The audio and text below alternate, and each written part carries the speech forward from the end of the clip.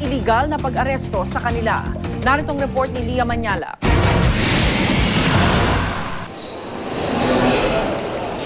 Apat na opisyal ng AFP at PNP ang pinaghahandaan ng ebidensya ng Morong 43 para kasuhan ng paglabag sa Anti-Torture Act of 2009.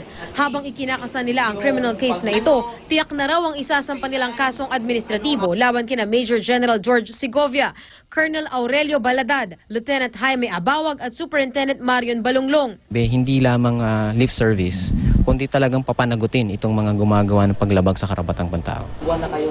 Bukod sa pagsasampa ng kaso, hihingin din ng Morong 43 na bawiin ang Bronze Cross Medal na iginawad kina Abawag at Balunglong. Ang Bronze Cross Medal ang ika-4 sa pinakamataas na parangal na natatanggap ng isang sundalo. I don't think they're magdidemanda sila. This is the government is extending arms, and the armed forces, should they be, there will be a court suing us, an order suing us, then we are ready to answer anything. Patutunayan din daw ng mga kaanak ng Morong 43 na dahil daw sa torture kung bakit napilitang umaming NPA ang 5 sa kanilang kasamahan. Ilang beses silang in-interrogate. Sila mismo tinakot ang kanilang kaanak. Kaya you will really expect na ganito yung mga sasabihin nila dahil nandun sila sa loob ng kampo eh. Pero ang 5 tinutukoy ni Clamor, kusang loob daw ang pag-amin. Ngayon, itinuturo pa nilang mga NPA rin ang ibang umano'y nagpapanggap lamang ng mga health worker. Sana umamin na sila, tsaka sabihin na po nila kung ano po yung totoo. Sa kanila, tinatago nila ang totoong kung sino sila na nasabi nila na health workers daw sila, hindi naman talaga. Kami ang magkakasama na nahuli dyan sa Morong dyan. Tapos, karamihan doon matataas na opisyal. Matigas pa rin ang AFP na hindi sila magsusori sa Morong 43 tulad ng hinihingi ng kanilang mga kaanak. Kung tutuusin, hindi naman daw nila kasalanan ang maling pag-aresto sa health workers dahil hindi raw sila ang nakaupo noon sa pwesto. The President himself, our Commander-in-Chief, who is our Commander-in-Chief, said that there is no need for public apology. That's going beyond. We have agreed to the release of these Morong prisoners. Tiniyak pa ni Gazmi na sa ilalim ng kanyang pamamahala, human rights ang magiging sandigan ng AFP. Remember, we're just fighting. We're not, hindi kami masyadong kwan sa legal work eh.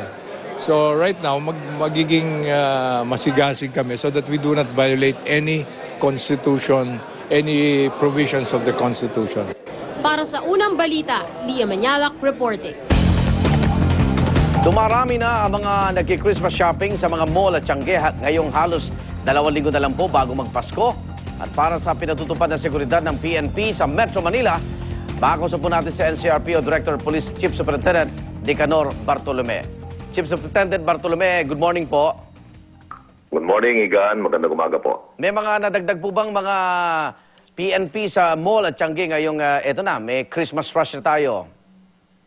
Yes, marami na tayong mga idinagdag, Igan, ano?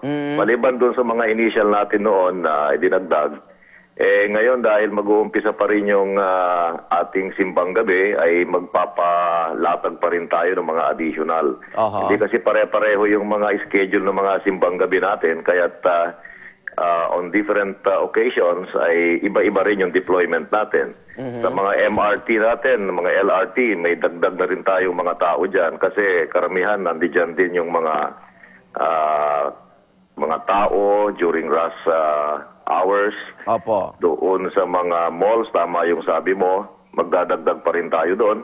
So, yung ating kapulisan na Igan ay halos magagamit na natin karamihan talaga dito sa nalalapit na Pasko. Sa kabila ng binabantayan natin seguridad, Superintendent, may mga ilan ba rin bang ulat na mga petty crimes dyan? Anong dapat pag-ingatan ng ating mga kababayan? Ang pinaka dapat nating bantayan dito, Igan, yung mga salisi, no?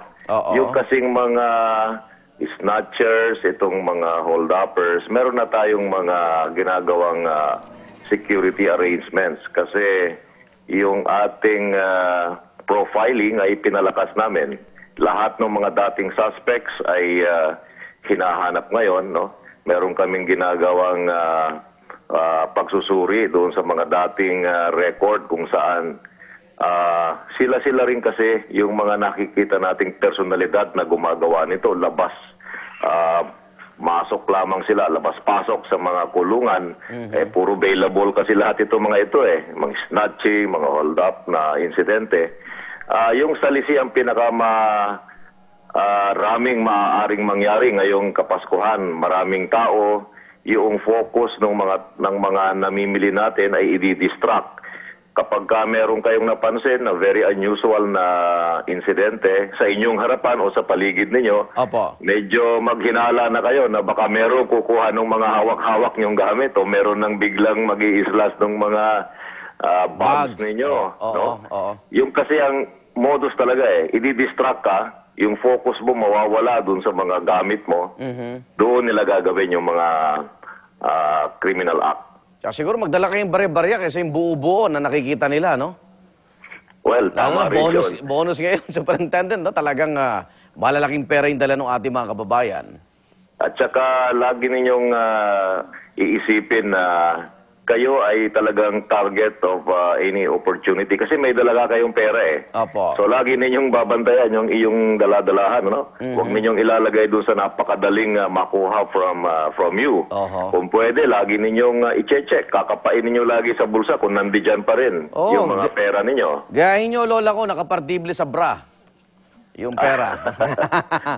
Okay, Superintendent, maraming salamat. Ingat po kayo, Director. Maraming salamat. Maraming salamat. NCRPO Director Police Chief Superintendent Nicanor Bartolome. Mga residente na malapit sa tumagas na pipeline ng FPIC sa Makati, sinabayan ng pag-iingay ang pagkakabit ng mga tarpaulin. Nakalagay po sa tarpaulin ang paalalang ipinagbabawal ang pagbebenta at paggamit ng paputok sa Barangay Bangkal, Pio del Pilar at Magallanes. Naritong report ni Micaela Papa.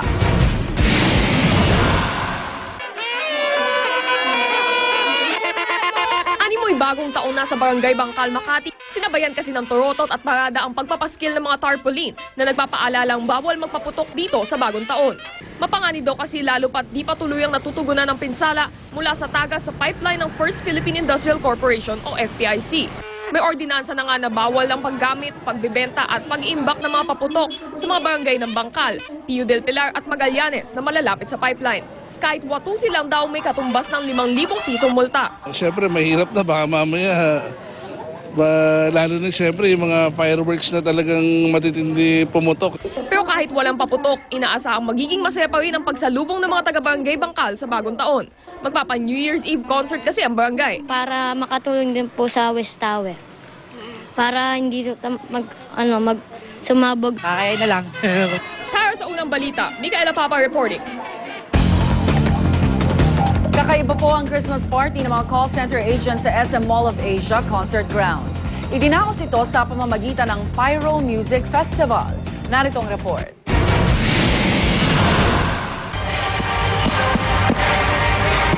Isang Pyro Music Festival sa SM Mall of Asia Concert Grounds ang nagsilbing pa-Christmas party ng isang kumpanya para sa mga call center agent nito. Kasabay ng stage performances, nagliwanag ang kalangitan dahil sa engrandeng fireworks display. Ang makukulay na puputok na ito, sinabayan pa ng isang interpretative dance.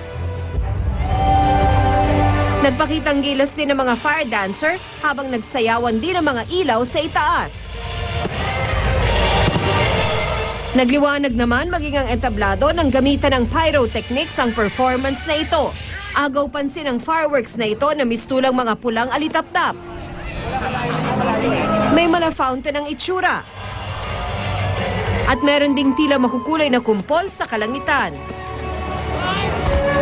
Hinangaan din ang slow and dramatic na dating ng isang ito.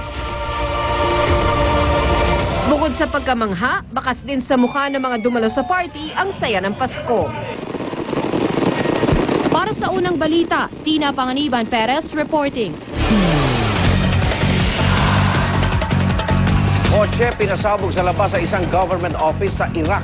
17 ang patay. At official engagement photos sina Prince William at Kate Middleton inilabas na.